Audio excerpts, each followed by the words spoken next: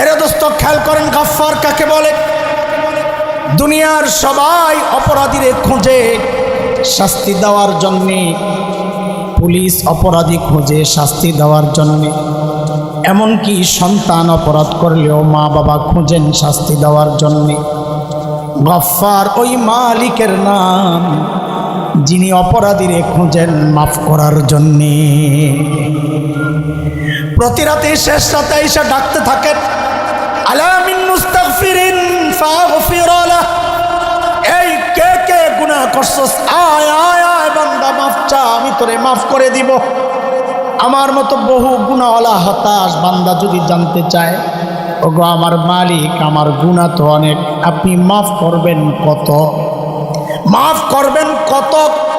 তো গাফফারের পক্ষ থেকে জবাব কি আসে জানেন? এরে বান্দা মাফ করব কত, শোন তুই গুনাহ করছস যত, বলে মাফ করবেন কত, বলে গুনাহ করছস যত, বলে তাও একটু শুনি না কত। তো হাদিসে কুদসি আল্লাহ জানাইছেন, আল্লাহ বলেছেন, নবীজি আমাদেরকে শোনাইছেন, আল্লাহ বলেন আমার বান্দার গুনার পরিমাণ যদি সারা দুনিয়া ভরে যায়, ভরতে ভরতে যায় যদি ওই আসমানে যায় লাগে। এর দোস্ত আসমান কত দূর জানেননি? খবর আছেনি? বিজ্ঞানীরা আবিষ্কার করেছে নক্ষত্রগুলো লক্ষ কোটি মাইল দূরে। আসমান কত দূর আবিষ্কার থাক দূরের কথা, এখন পর্যন্ত কেউ কল্পনাও করতে পারে নাই। আল্লাহ তাআলা বলেন আমার কোনো বান্দার গুনার পরিমাণ যদি সারা দুনিয়া ভৈরা ওই আসমানে যায় লাগে, ওই বিশাল গুনার ভান্ডার নিয়ে আমার বান্দা আমার কাছে আয়েশা যদি একটু বলে, ও আল্লাহ আমি ভুল করছি আমারে মাফ করে দাও, তো আল্লাহ বলেন লা উবালি, আমার কোনো পরোয়া নাই, আমার বান্দা মাফ চাওয়ার সাথে সাথে আমি তার জিন্দেগির সব গুনাহ খাতা মাফ করে দিব।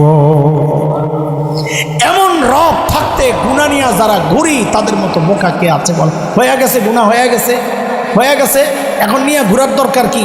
এই জন্যই তো মাঝে মাঝে আমি নিজেরই ধিক্কার দিই, গাদা তোর, তুই কত বড় গাদা, তোর কাছে তোর জুতার মূল্য তোর কলবের চেয়ে বেশি, জুতার মূল্য কলবের চেয়ে বেশি। কেন? আরে জুতা একটু ময়লা লাগলে ধোয়ার জন্য অস্থির হয়ে যায়, অথচ কলবের ময়লা লইয়া যুগ যুগ ধরে ঘুরতেছি, ধোয়ার কোনো নামগন্ধ নাই। কথা বলেন না?